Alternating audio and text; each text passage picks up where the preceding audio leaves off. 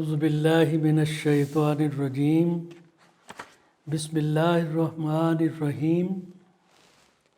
عزیز دوستوں، idea foundation forum میں آپ سب کو خوش آمدید کہتا ہوں۔ آج ہم تحقیقی عنوان سماجی ہم آہنگی میں عبادات کا کردار پر گفتگو کریں گے۔ سماجی ہم آہنگی میں عبادات کا کردار۔ سماجی ہم آہنگی کیا ہے؟ Social coherence. پچھلے لیکچر میں ہم نے انسان کی ذاتی ہم آہنگی اور مدافعتی قوت یعنی پرسنل کوہرنس اینڈ ریزیلینس کو فروغ دینے میں عبادات کے کردار پر گفتگو کی تھی۔ کسی معاشرے یا گروہ کی سماجی ہم آہنگی در حقیقت اس کے ارکان کی اجتماعی ہم آہنگی میں مضمر ہے۔ یعنی اگر ارکان ہم آہنگ ہوں گے تو معاشرہ ہم آہنگ ہوگا۔ پچھلی 5-6 دہائیوں کے دوران ہارٹ سائنس نے جسم سے باہر دل کی تابکاری یعنی ریڈیشن، وجدان یا انٹیوشن کی الیکٹرو فزیولوجی اور دوسرے لوگوں تک معلومات پہنچانے کے لیے دل کے مقناطیسی دائرہ کار یعنی الیکٹرو میگنیٹک فیلڈ کی وسعت کے حوالے سے دلچسپ حقائق کی کھوج لگائی ہے، یعنی 3 پہلوؤں پر۔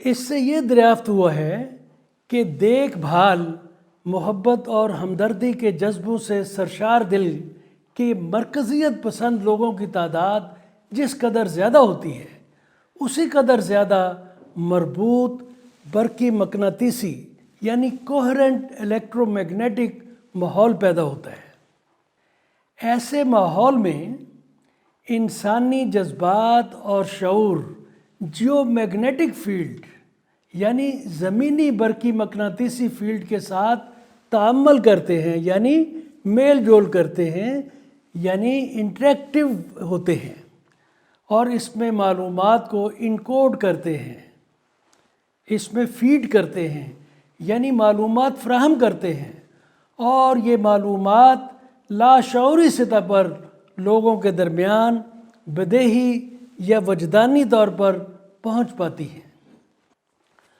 جو تمام نظام حیات کو جوڑتی ہیں، تمام نظام حیات کو، اور اجتماعی شعور کو بھی متاثر کرتی ہیں۔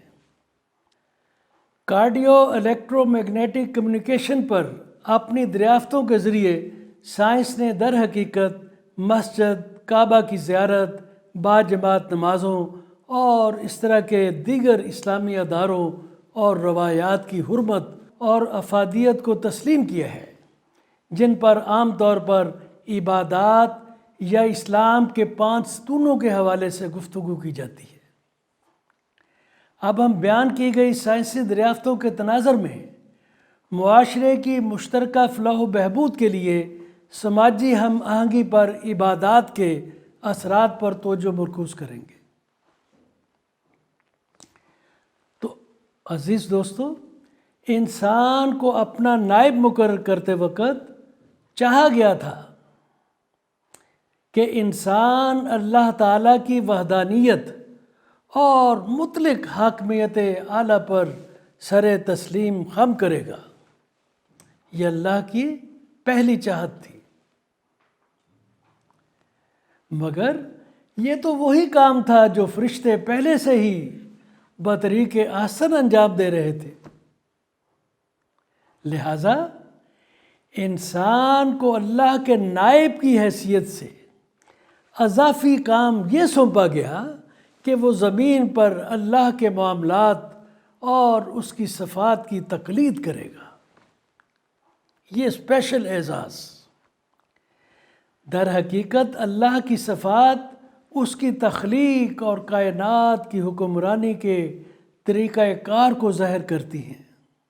لہٰذا وہی کردار زمینی حدود میں جو اللہ کا کردار ہے، وہی کردار زمینی حدود میں انسان کو تفویض کیا گیا تھا۔ اللہ خالق ہے، تخلیق کار ہے۔ انسان کو اپنی نسل کی پیدائش کا کردار سونپا گیا۔ اللہ نے کائنات میں توازن اور امن قائم کر رکھا ہے۔ انسان سے بھی چاہا گیا ہے کہ وہ دنیاوی معاشرہ میں انصاف اور امن قائم کرے۔ اللہ ہر روز کائنات کی شان میں اضافہ کرتا ہے۔ کل یوم ہوا فی شان۔ انسان سے بھی چاہا گیا ہے کہ وہ زمین کو مسلسل خوبصورت بنائے۔ اللہ کائنات کو قائم رکھنے والا ہے، اس کو پالنے والا ہے، تخلیق کار اور جدت پسند ہے۔ سورہ الحشر کی آیت 24 کے الفاظ ہیں، هو اللہ الخالق الباری المصور، جس کے معنی ہیں وہ اللہ ہے، خالق، معجد، جدت کار، انوویٹر۔ لہٰذا انسان سے بھی چاہا گیا ہے کہ وہ انسانیت کی بھلائی کے لیے تخلیق کار، پیداواری اور جدت پسند ہو۔ یہ اللہ کا نائب ہونے کے لیے اور ایک مربوط تو ہم آہنگ معاشرہ قائم کرنے کے لیے، ایک مربوط و ہم آہنگ معاشرہ قائم کرنے کے لیے بنیادی شرائط ہے، پری ریکوزٹس ہے، بیسک کنڈیشنز ہے۔ اس عظیم کام کی انجام دہی کے لیے انسان کو آزاد شخصیت اور کمال کی جسمانی، فکری اور روحانی صلاحیتوں سے نوازا گیا ہے۔ انسان اس زندگی میں اس کردار کو کس قدر احسن طریقے سے ادا کرے گا، اس سے آخرت میں اس کے مقام کا تعین ہوگا۔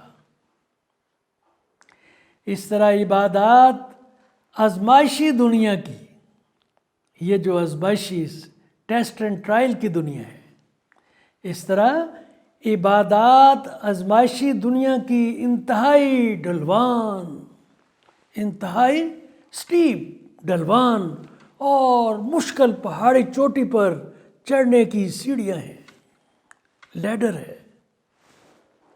جیسے کہ سورہ البلد کی آیت 10 سے 18 اس حقیقت کو کمال خوبصورتی سے بیان کرتی ہے۔ اسلام کی اصل روح جو معاشرتی فرائض کی انجام دہی میں مضمر ہے، اس کو جاننے کے لیے برائے کرم ان آیات پر اسکرین پر نظر ڈالیے۔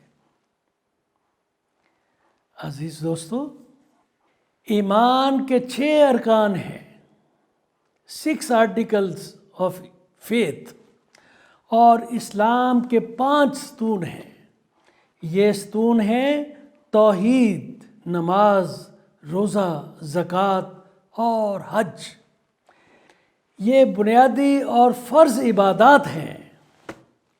انسان کی زندگی میں ان کا 4 جہتی یعنی 4 ڈائمینشنل کردار ہے۔ پہلا کیا ہے؟ عبادات اپنے عامل یعنی پرفارمر یعنی عبادت گزار کو تربیت دیتی ہے کہ وہ اللہ کی وحدانیت و حاکمیت اعلیٰ پر ایمان رکھنے والا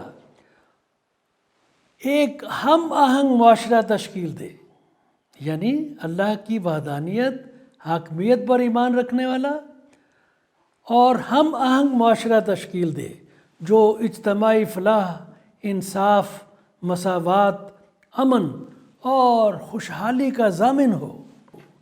آگے سنیے، جہاں ثقافت، رنگ اور نسل کی تفریق کے بغیر انسانی حقوق کے تحفظ کو یقینی بنایا جائے اور اس تمام تر جد و جہد میں آخرت کے شاندار اجر پر توجہ مرکوز رکھی جائے۔ دوم، عبادات سے عامل یا عبادت گزار یا پرفارمر کے ایمان میں گہرائی اور دلی جاذبیت پیدا ہونی چاہیے، جس سے اس کو اللہ کے قرب اور کائنات پر اس کے مکمل اختیار کی دل سے شہادت حاصل ہو، اس کا دل بولے کہ اللہ واحد ہے، مالک کل ہے، جو اس کو زندگی کے تمام قسم کے خوف اور وسوسوں سے آزاد کر دے اور اسے اعلیٰ شخصیت سے آراستہ کر دے، ڈیکوریٹ کر دے، جیسے کہ سورہ الاعراف کی آیت 205 اور 206 میں بیان ہے۔ عزیز دوستو، سوئم کیا ہے؟ عبادات اللہ تعالیٰ کی صفات کی عکاسی کرنے والے ایک عظیم انسانی کردار کو جنم دیتی ہے، جو اللہ کی راہ کے لیے ایک مربوط و ہم آہنگ معاشرے کی تعمیر میں متحرک ہوتا ہے، ایکٹیو ہوتا ہے، بلکہ پرو ایکٹیو ہوتا ہے۔ تقوی و تزکیہ تخلق باخلاق اللہ میں مضمر ہے، یعنی اللہ کی صفات کو اپنے اندر پیدا کرنا۔ اس طرح انسان اللہ کے قریب ہوتا جاتا ہے۔ یہ مرحلہ سورہ الانفال کی آیت 24 میں بیان ہے۔ چہارم، جیسا کہ سورہ توبہ کی آیت 24 میں بیان ہے کہ اللہ کی محبت کو عزیز ترین رشتہ داروں، دنیاوی مال و متاع اور ذاتی مفادات پر اللہ کی راہ کے لیے ترجیح دینی چاہیے، ترجیح دی جانی چاہیے، پریفرنس دی جانی چاہیے، جو انسان سے معاشرے میں عدل، امن اور فلاح و بہبود کا نظام قائم کرنے کا تقاضا کرتا ہے۔ بس ایک حقیقی مومن کی زندگی میں عبادات کے مقصد کو پورا کرنے کے لیے ان 4 خوبیوں کو موجود ہونا چاہیے۔ عبادات در حقیقت مسلمانوں کے لیے باہمی ہم آہنگی اور فلاح و بہبود کی تربیت کا ایک مستقل سلسلہ ہے، مستقل۔ عزیز دوستو، اسلام کے 5 ستون مسلمانوں کو کمیونٹی کے دکھوں اور خوشیوں کو ایک ساتھ بانٹنے کی ترغیب دیتے ہیں، پورے معاشرے کے دکھوں اور خوشیوں کو۔ اس کے لیے مسلمانوں کو ہدایت کی گئی ہے، ہدایت کی گئی ہے، مشورہ نہیں دیا گیا۔ مسلمانوں کو ہدایت کی گئی ہے کہ وہ ہر حال میں متحد رہیں اور فرقوں میں تقسیم نہ ہوں، جیسا کہ سورہ آل عمران کی آیت 103 میں اس حکم کو ان الفاظ میں بیان کیا گیا ہے۔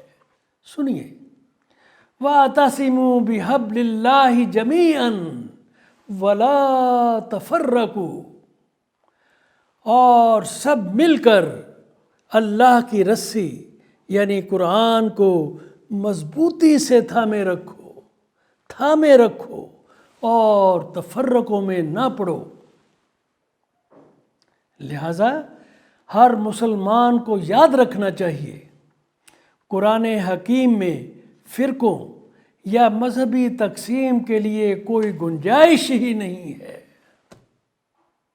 یہ اللہ کا حکم ہے، یہ قرآن کا بیان ہے، یہ ایک سچائی ہے، یہ مسلمان کی نجات کا ایک لازمی جزو ہے۔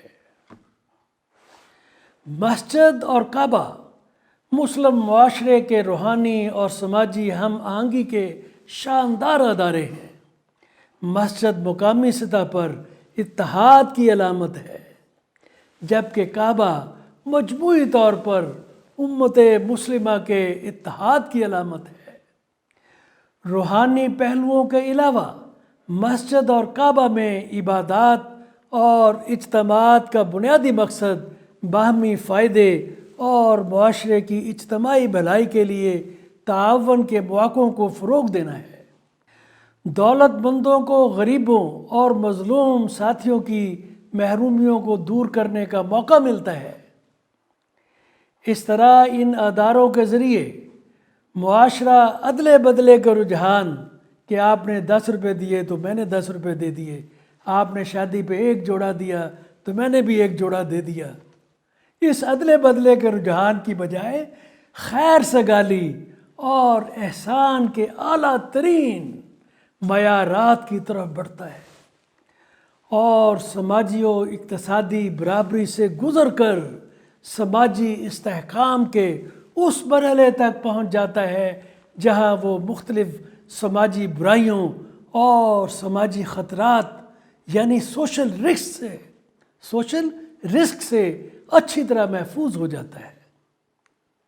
سوشل رسک کیا ہوتے ہیں کہ جب ایک طرف غریب ہوں گے دوسری طرف امیر ہوں گے تو غریب جب بھوک سے مریں گے تو وہ امیروں کا قتل کریں گے، امیروں کے گھروں میں ڈاکہ ڈالیں گے۔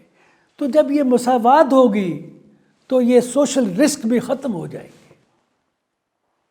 تو میرے عزیز دوستو، نیک اعمال اور مثبت طرز عمل جو عبادات سے قائم ہوتے ہیں پیغمبرانہ مشن کا بنیادی مرکز رہے ہیں، جن کا مقصد ایک منصفانہ، پرامن اور مادی و فکری طور پر ترقی پذیر معاشرے کا قیام ہے، جہاں اللہ کی رضا کے سامنے مکمل سر تسلیم خم کرنے اور انسانیت کی بھلائی کو یقینی بنایا جا سکے۔ در حقیقت یہی انسان کی تخلیق کا مقصد ہے۔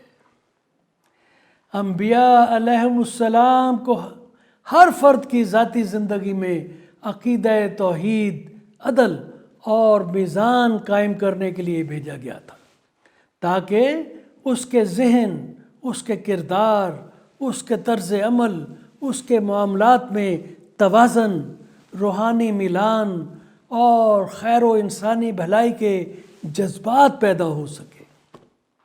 وہ انسانی معاشرے کے پورے نظام کو بھی عدل پر قائم کرنا چاہتے تھے۔ کون؟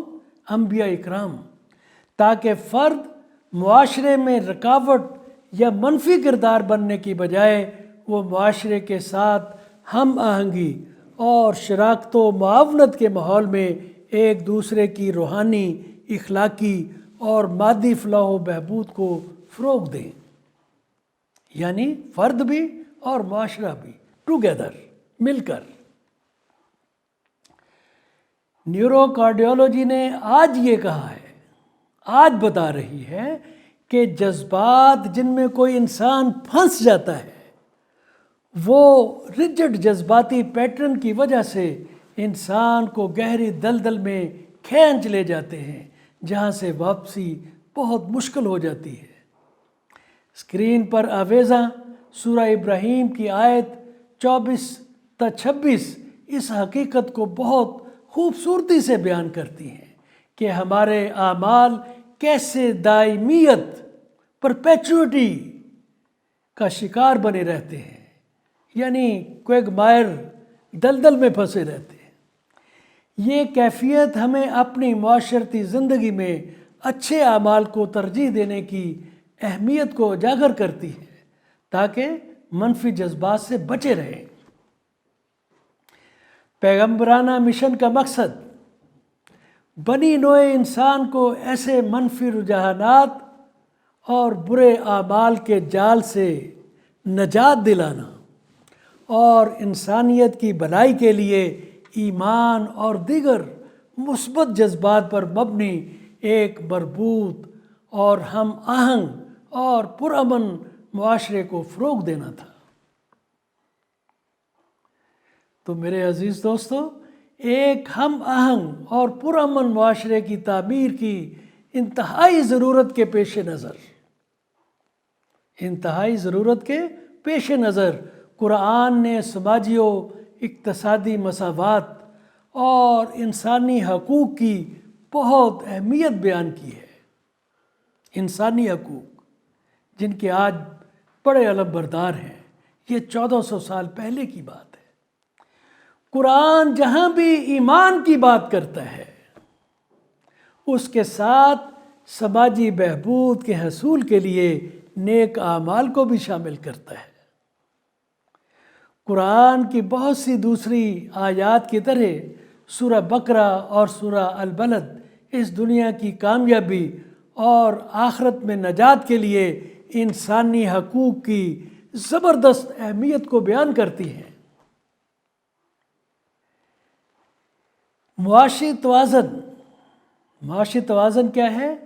ایکولیبریم، اکنامک ایکولیبریم، طبقاتی نفرت اور غربت پر مبنی سماجی خطرات سے نمٹنے کے لیے سماجی ہم آہنگی اور قومی استحکام کو فروغ دیتا ہے۔ سماجی امن و امان کے حصول کے لیے سماجی عدم توازن، معاشی عدم مساوات اور سود پر مبنی سرمایہ دارانہ مالیاتی نظام، جس کی وجہ سے دولت چند ہاتھوں میں مرکوز ہو جاتی ہے، کی وجہ سے پیدا ہونے والی محرومیوں کے ازالے کی اشد ضرورت ہوتی ہے۔ کمیونزم نے دولت کے اس نجی ارتکاز کو چیلنج کرنے کی کوشش کی، لیکن بہت بری طرح ناکام ہوا، کیونکہ اس نے معاشی نظام کو اس کی کارکردگی اور جدت سے محروم کر دیا، جو تاریخی طور پر نجی کاروبار کا درہ امتیاز تھا۔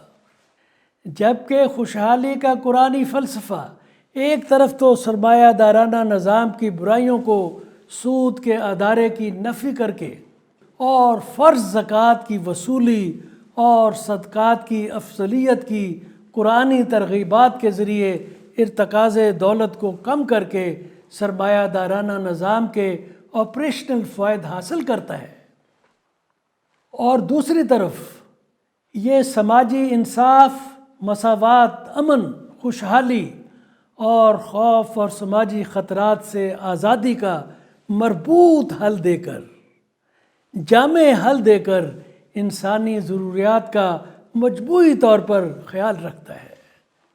یہ ہے حسن، قرآنک فلسفی آف پراسپیرٹی کا۔ تو عزیز دوستو، زکوٰۃ اور خیرات اجتماعی فلاح و بہبود اور سوشل کوہرنس کے حصول کے لیے ارتکاز دولت کو کم کرنے اور سماجی و معاشی تفاوت اور سماجی عدم توازن کو دور کرنے کے لیے دو بہت مضبوط ہتھیار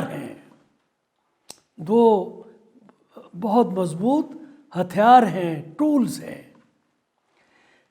زکوٰۃ ایک فرض ہے جس کے تحت صاحب نصاب اپنی دولت کا 2.5% سالانہ زکوٰۃ کے مستحقین کو ادا کرتا ہے۔ اس طرح دولت کا ایک معقول حصہ معاشرے کے متمول طبقے سے معاشرے کے ضرورت مند طبقے کو منتقل ہو جاتا ہے۔ اس کے طریقہ کار کی تفصیلی وضاحت قرآن حکیم میں دی گئی ہے، جس سے اس کے غلط استعمال کے اختیار کی کوئی گنجائش نہیں رہتی۔ اس طرح دولت کے ارتکاز کے منفی اثرات کو کم کرنے کے علاوہ زکوٰۃ دینے والے اور لینے والے کے درمیان ایک روحانی شراکت پیدا ہوتی ہے، روحانی شراکت، اسپرچول پارٹنرشپ۔ دونوں ایک دوسرے کے بھلائی کے لیے پرجوش رہتے ہیں۔ یہ نفسیاتی احساس انہیں کمیونٹی کے معاملات میں ایک دوسرے کے قریب لاتے ہیں۔ وہ ایک دوسرے کی زندگی اور مفادات کے امین بن جاتے ہیں، نگہبان بن جاتے ہیں۔ اس طرح طبقاتی نفرت پر مبنی سماجی خطرات یعنی سوشل رسک کی بجائے سماجی امن اور باہمی تعاون کے ماحول کو فروغ ملتا ہے۔ اس طرح کی معاشرتی ہم آہنگی معاشرے کے پائیدار امن اور ترقی میں دور رس مثبت اثرات مرتب کرتی ہے، اور اس کے افراد کو جدید دور کے بہت سے خوف اور ہیجانی کیفیات سے آزاد کرتی ہے۔ قرآن حکیم میں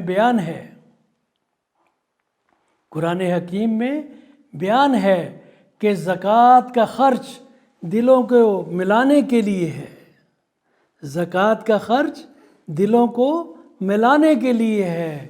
وَالْمُوَلَّفَةِ قُلُوبُهُمْ والمولفتی قلوبہم۔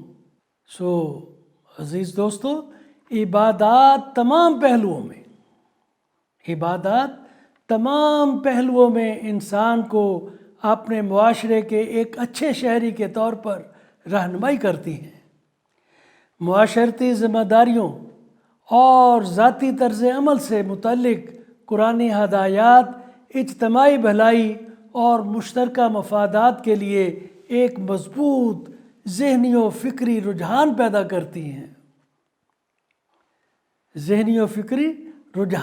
کرتی ہیں۔